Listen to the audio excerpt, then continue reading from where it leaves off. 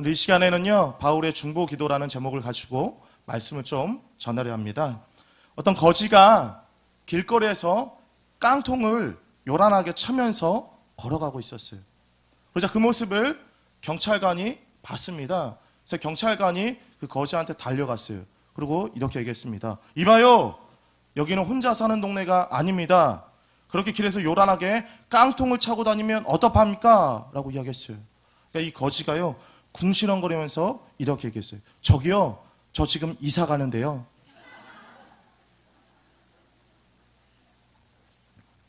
한 달 전쯤이었었던 것 같아요.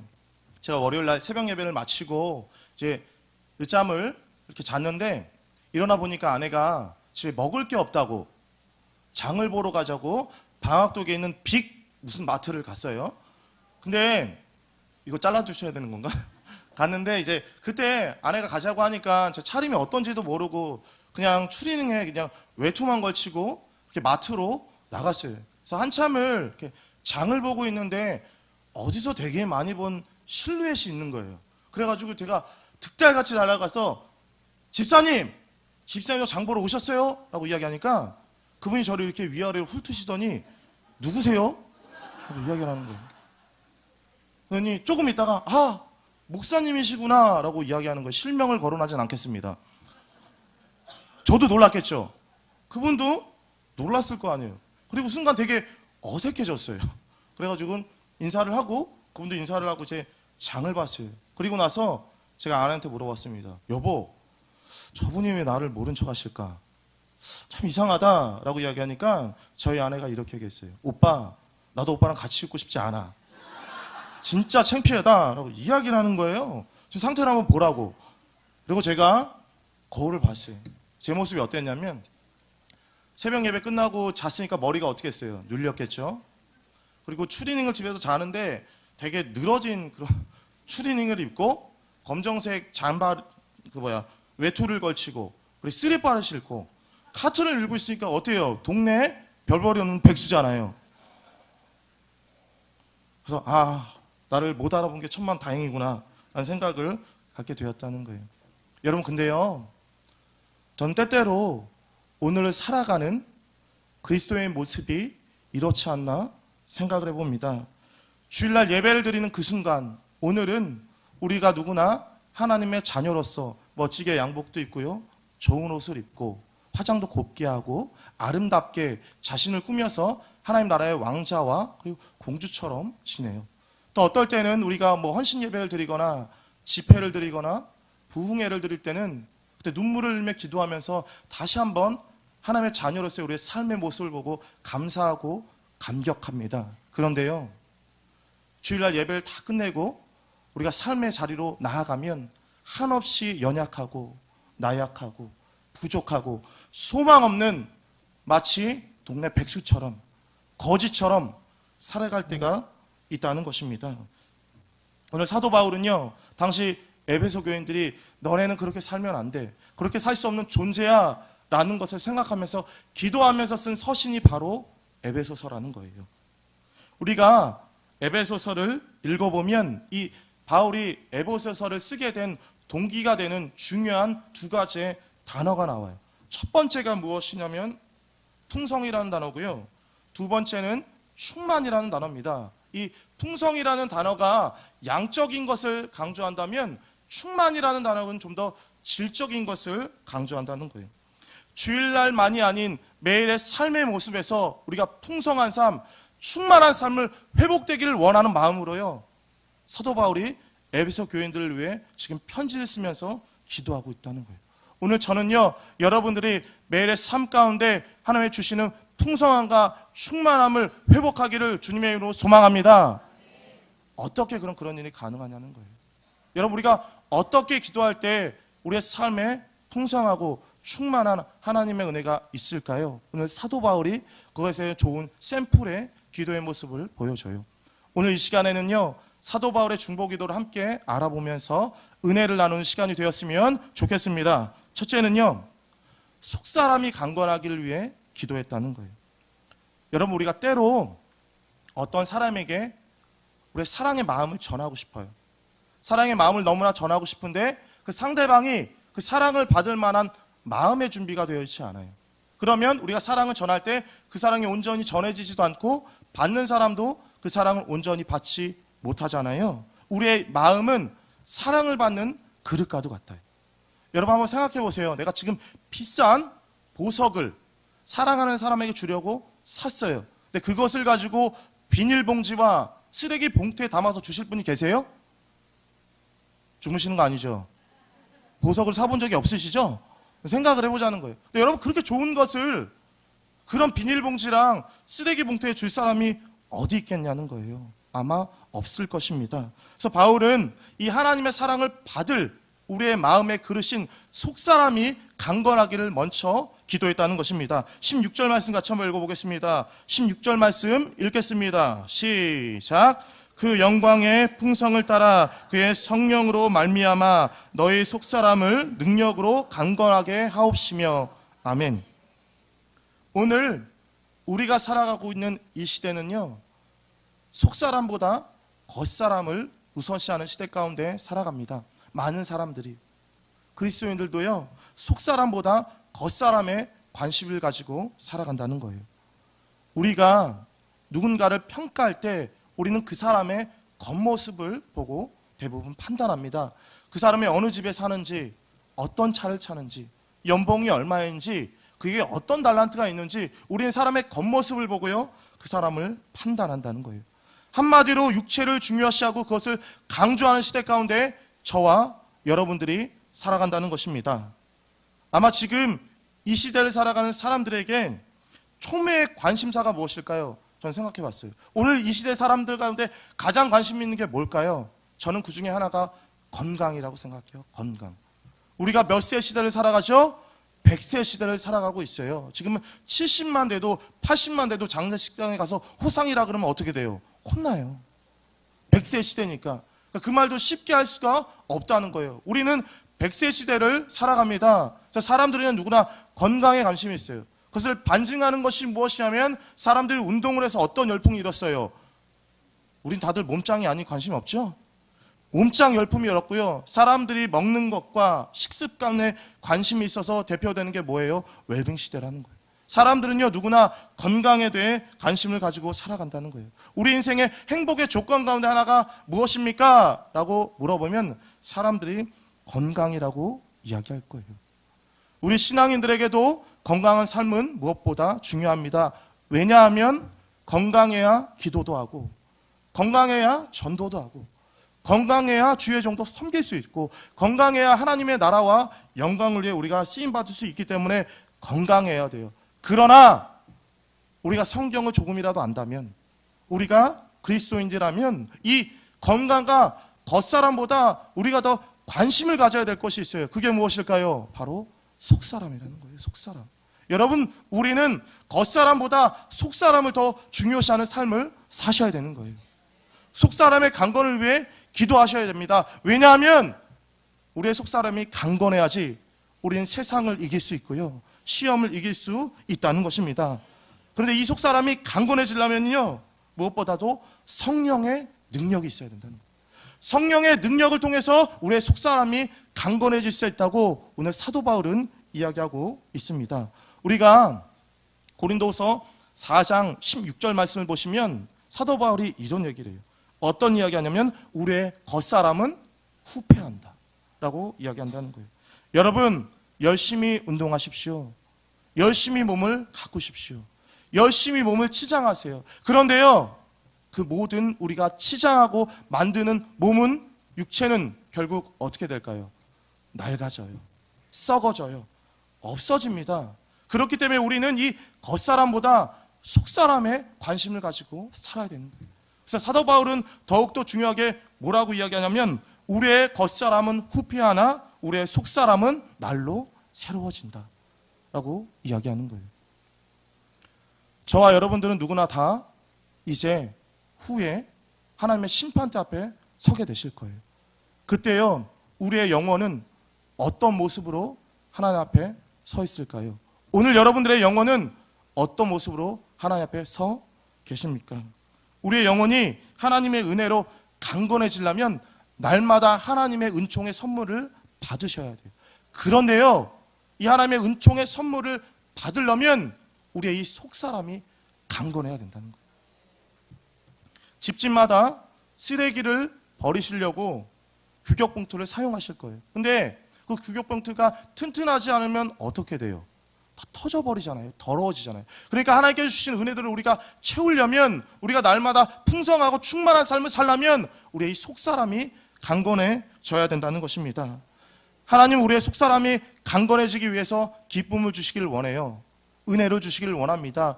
건강을 주시길 원해요. 소망을 주시기를 원합니다. 그러기에 우리는 이 모든 것을 담을 수 있는 우리의 속사람이 건강해야 된다는 거예요. 우리의 속사람이 건강할 때 우리는 하나님이 주시는 선물들을 받으며 날마다 풍성하고 충만한 은혜들을 누릴 수 있다는 것입니다. 그럼 이러한 것들을 공급받을 수 있는 원천이 무엇일까요? 16절 말씀 다시 한번 읽어볼게요. 16절 말씀 다시 한번 읽겠습니다. 시작. 그 영광의 풍성을 따라 그의 성령의 능력으로 말미암아 너희 속사람을 능력으로 강건하게 하옵시며. 아멘. 이 모든 것을 공급하는 원천은 무엇이냐면 바로 하나님의 풍성함이라는 거예요. 우리는 하나님의 풍성함을 의지하여 우리의 속사람이 강건해지는 필요를 얻을 수 있다는 거예요. 지금 여러분들이 필요하신 것은 무엇입니까? 평화가 필요하십니까? 기쁨이 필요하세요? 아니면 소망이 필요하세요? 우리 주님께서는요, 성령의 능력을 통해 내 속사람의 강건을 위한 모든 필요를 채워주시기를 기뻐하십니다. 그러므로 날마다 하나님을 의지하며 성령님을 의지하는 삶을 사시기를 소망합니다. 그리할 때 하나님의 은혜들이 내 삶 속에 부어지고 우리의 속사람이 강건해질 수 있다는 거예요. 풍성한 삶, 충만한 삶, 행복한 삶을 살려면요, 무엇보다 첫 번째 우리의 속사람이 강건해지기를 위해 기도할 수 있는 저와 여러분들 되기를 주님의 이름으로 소망합니다. 두 번째는요, 우리가 풍성한 삶, 충만한 삶을 살려면요, 주님께서 내 마음을 주장하시기를 기도하셔야 되는 거예요. 우리의 속사람의 그릇, 우리의 마음이 이제 준비되었다면 이 마음에 누구를 모셔야 될까요? 예수님을 모셔야 됩니다. 예수님이 내 삶의 온전한 주인이 되는 사람만이 풍성한 삶, 충만한 삶을 누릴 수 있다는 거예요. 오늘날 많은 그리스도인들이 이야기합니다. 주님이 내 삶의 주인이십니다 라고 고백해요. 그런데요, 그렇게 고백하는 많은 사람들 중에요, 정말 자신의 모든 것을 내어내어서 하나님이 나의 삶의 주인입니다 라고 생활하는 사람이 많지 않다는 거예요. 그게 그리스도인들의 최대의 약점이라는 것입니다. 오늘도 우리는 고백해요. 주님이 내 삶의 주인입니다. 그런데요, 요것만큼은 내 마음대로 할게요. 주님이 내 삶의 주인인데요, 이것만큼은 하나님의 뜻대로 되지 않았으면 좋겠어요 라고 살아가는 사람이 너무나 많이 있다는 거예요. 근데 여러분 기억하실 것은요, 우리 주님은요, 우리의 모든 것의 주인이 되시기를 소망한다는 거예요. 그것을 원하신다는 것이에요. 그것을 바란다는 것입니다. 17절 말씀 같이 한번 읽겠습니다. 17절 말씀 읽겠습니다. 시작. 믿음으로 말미암아 그리스도께서 너희 마음에 계시게 하옵시고 너희가 사랑 가운데서 뿌리가 박히고 터가 굳어져서. 아멘. 이 17절 말씀의 중요한 단어는 무엇이냐면 계신다는 거예요. 계신다. 이 계신다는 말을 우리가 쉽게 생각하면 그래, 주님이 내 삶의 주인이시지 라는 정도로 생각할 게 아닌다는 거예요. 이 계시다는 말은 헬라어로요, 두 가지의 다른 의미가 있어요. 첫 번째는요, 잠깐 계신다, 손님으로 계신다는 뜻이 있고요, 또 다른 쪽은요, 영원히 계신다, 주인으로 계신다는 말이에요. 그럼 여러분, 이 17절 말씀에 계신다는 전자일까요, 후자일까요? 후자예요. 후자. 주님은 우리 안에 오실 때 손님으로 오시기를 원치 않으신다는 거예요. 근데 많은 사람이요, 예수님을 내 마음에 손님으로 모시고 사는 사람이 너무나 많이 있다는 것입니다. 할머니 한 분이 천안에 있는 독립기념관으로 놀러를 갔어요. 이제 할머니들과 함께 이제 놀러를 가서 열심히 이제 구경을 하다가 다리가 아픈 거예요. 다리가 너무 아파서 의자에 탁 앉았어요. 그러니까 경비원이 득달같이 달려서 이야기합니다. 할머니 여기는 절대 앉으시면 안 돼요. 왜냐하면 유명한 김구 선생님이 앉았던 자리이기 때문입니다 라고 이야기했어요. 내 할머니가 아나무인이에요. 계속 앉아 있는 거예요. 경비원이 다시 한번 할머니 제발요 자리에서 좀 비켜주세요 라고 이야기하니까 이 할머니가 화가 나서 이렇게 얘기했어요. 이 양반아, 주인 오면 비켜주면 될 거 아니야. 여러분, 우리가 그렇게 산다는 거예요. 우리가 얼마나 많은 그리스도인들이, 저와 여러분들이 삶의 주인의 자리에 예수님이 아니라 다른 것을 올려놔요. 돈을 올려놓고요, 자녀를 올려놓고요, 남편을 올려놓고 예수님이 있어야 될 그 자리에 가장 많은 사람들이 자기 자신을 올려놓는다는 거예요. 거기에 앉아 있는다는 것입니다. 주님을요 그저 하룻밤 묵고 가는 손님으로 대하는 사람이 너무나 많이 있다는 거예요. 그런데요, 우리 예수님은요 우리의 삶의 손님이 아니라 온전한 주인이 되시기를 원한다는 거예요. 그럼 제가 여러분들에게 한 가지 질문을 해볼까요? 오늘 예수님은 내 삶의 모든 부분의 주인이 되십니까? 정말 당당하게 아멘이라고 하실 수 있으세요? 자녀들도 하나님 앞에 내려놓고, 남편도 자녀들 앞에 내려놓고, 그리고 내 모든 계획과 생각들도 다 하나님 앞에 내려놓고 하나님이 원하신 대로 하세요 라고 고백할 수 있는 사람이 과연 몇 명이나 있을까요? 몇 명? 물론 우리 교회는 좋은 교회이기 때문에 다 그러실 거라고 저는 믿어요. 그런데요, 우리가 정말 믿음으로 그렇게 고백할 수 있냐는 것입니다. 로버트 멍어라는 사람이 쓴 책 가운데 내 마음 그리스도의 집이라는 책이 있어요. 그 책을 좀 저는 여러분들 읽어보셨으면 좋겠는데, 그 책에 보면 이런 내용이 나와요. 예수님이 우리 마음의 왕국에 오실 때 손님이 아니라 주인으로 오시기를 원한다. 그래서 이야기하는 거예요. 만약 예수님께서 우리 마음의 주인으로 오시기를 원한다면 우리는 그분한테 제일 먼저 어떤 것을 드려야 될까요? 여러분, 방마다 들어갈 수 있는 뭐가 있어요? 키가 있죠. 예수님이 우리의 삶의 마음의 주인으로 오시려면 우리는 뭘 드려야 돼요? 열쇠를 드려야 돼요. 열쇠. 하나님, 이 방도 들어가시고요, 이 방도 들어가시고요, 이 방도 들어가시고요, 이 방도 들어가세요. 그렇게 열쇠를 드려야 된다는 거예요. 근데 여러분, 많은 그리스도인들이 그 열쇠를 주지 못한다는 거예요. 그리고 이렇게 이야기하는 법을 한번 생각해 보세요. 예수님, 내 마음의 주인 되시기를 위해서 내가 열쇠를 다 드립니다. 그래서 이제 예수님께서 방을 하나씩 따고 들어가기 시작했어요. 그런데 어느 방쯤에 갔을 때 우리가 예수님 앞에 달려가서 예수님한테 이야기해요. 예수님, 이 방은 안 돼요. 예수님, 이 방은 더러워요. 치워야 돼요. 예수님, 이 방만큼은 내 생각과 내 마음과 내 뜻대로 하기를 원해요 라고 이야기했다면 과연 이 사람은 온전히 예수님을 주인으로 모신 사람일까요? 아니라는 거예요. 아니라는 것입니다. 때로는요, 예수님께서 우리의 마음의 방을 들여다보시면서 이렇게 이야기할 거예요. 얘야, 이 방은 좀 치우자. 얘야, 이 방은 너무 더럽다. 얘야, 이 방은 네 생각으로 가득 찼다. 좀 고쳤으면 좋겠다 라고 이야기할 부분이 누구나 반드시 있을 거라는 거예요. 그때 우리 성도님들은 어떻게 반응하실 겁니까? 내 잘못된 고집과 아집과 생각을 계속 고수하면서 안 바꾸실 거예요? 아니면 그분의 뜻대로 하시겠습니까? 부디요 그분의 뜻대로 할 수 있기를 주님의 이름으로 소망합니다. 그리할 때 우리의 마음은요 주님의 향기로 가득할 거고요, 그분의 능력으로 가득할 거고요, 그분의 임재로 가득할 거고요, 그분의 영광으로 가득할 것입니다. 그때 비로소 우리의 마음은요 주님이 온전히 주인 되셔서요 주님의 왕국으로 변하게 될 것입니다. 그때 우리의 삶에요 열매가 맺힐 것이고요, 우리의 삶의 믿음의 건물이 높게 쌓아질 거라는 거예요. 여러분, 왜 우리가 신앙생활하는데 열매가 없을까요? 왜 우리가 신앙생활하는데 자꾸 시험 들고 넘어질까요? 그것은 분명해요. 왜냐하면 100% 주님을 신뢰하지 못하기 때문에. 다른 말로 표현하면 100% 우리의 마음의 방을 예수님께 드리지 못했기 때문에. 여러분, 질문합니다. 99%의 순종은 온전한 순종일까요? 아닐까요? 여러분, 99%의 순종은 순종이에요? 불순종이에요? 불순종이에요. 불순종. 내 방 10개 중에 9개를 드리고 하나를 못 드렸다면 그 사람은 다 하나님께 드리지 못한 사람이라는 거예요. 저는요, 여러분들이요 99% 예수님을 순종하는 것이 아니라 100% 예수님을 순종할 수 있기를 주님의 이름으로 소망합니다. 100%내 마음의 모든 것들의 삶의 주인의 자리에 예수님이 있기를 주님의 이름으로 소망합니다. 그리할 때 우리의 삶에 풍성한 삶, 충만한 삶, 행복한 삶이 임한다는 거예요. 내 삶이 풍성한 삶이 되기를 소망하십니까? 충만한 삶이 되시기를 소망하세요? 그러면 내 모든 삶의 자리자리마다 예수님을 주인으로 모시기를 기도할 수 있기를 주님의 이름으로 소망합니다. 하나만 더 볼게요. 마지막으로는요, 이게 제일 중요해요.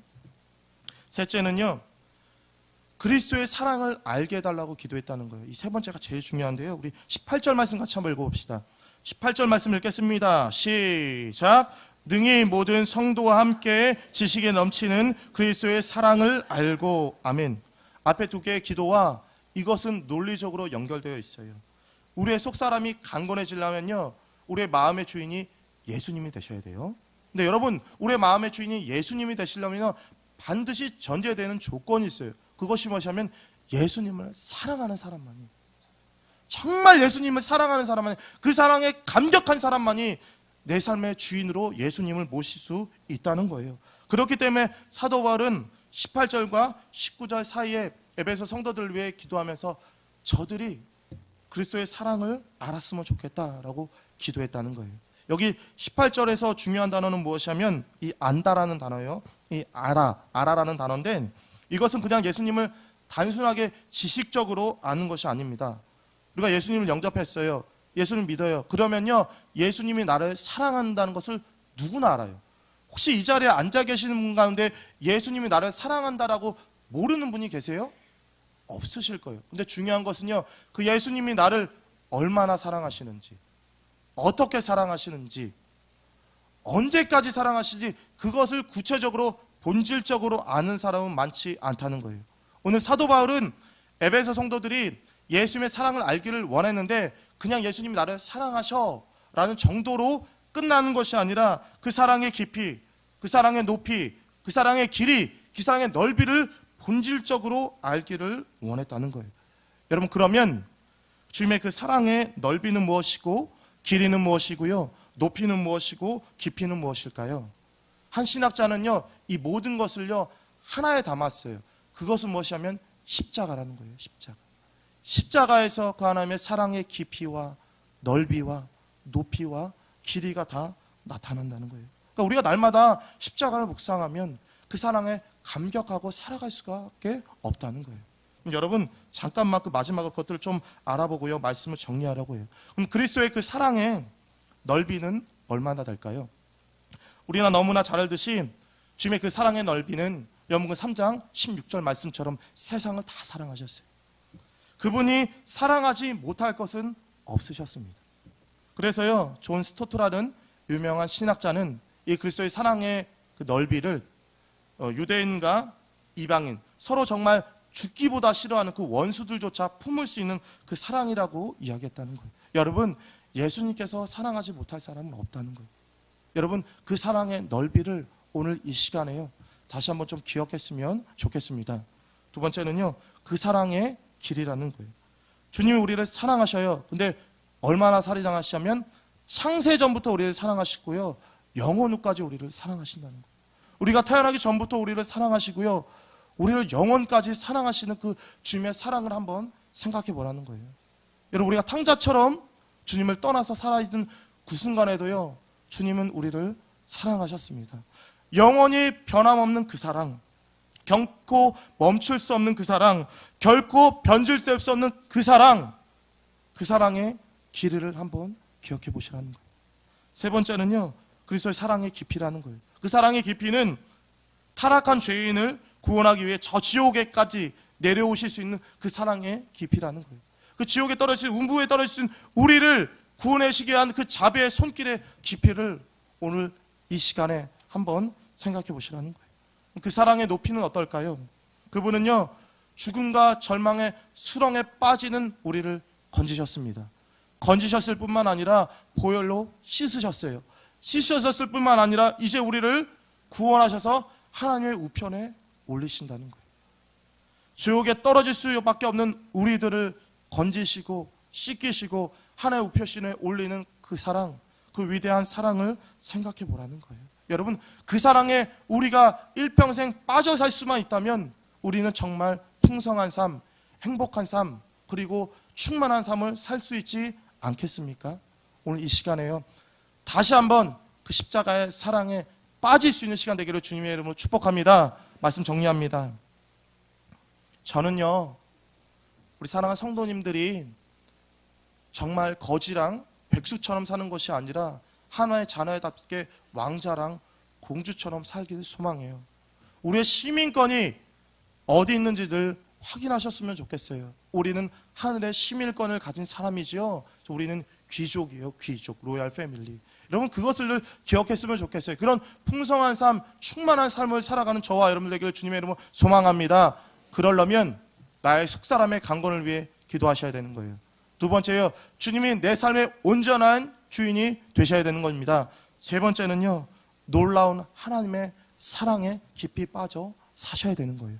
그리할 때 하나님께서 주시는 은혜와 축복들이 내 삶에 쏟아질 것이고요. 그리할 때 우리는 하나님 주시는 풍성한 삶, 충만한 삶, 행복한 삶을 살 것을 확신합니다. 부디 저와 여러분들이 날마다 이런 풍성하고 충만한 삶을 살 수 있기를 주님의 이름으로 축원합니다. 기도하겠습니다.